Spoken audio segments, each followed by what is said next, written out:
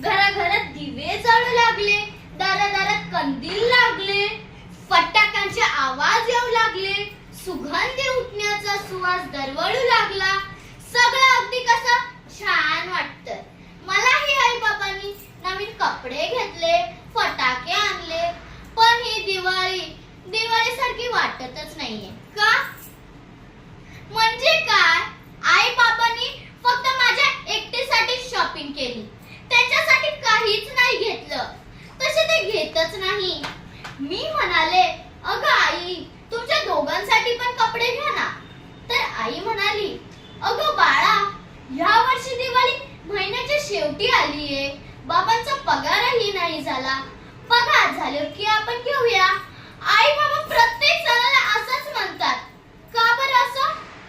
मी लहान आहे म्हणून सगळं माझ्यासाठीच करायचं का? देव बाप्पा, मला लवकर मोठं कर. मी खूप अभ्यास करेन, मी खूप शिकेन, माझ्या आई बाबांची प्रत्येक दिवाळी आनंदात साजरी करेन. धन्यवाद.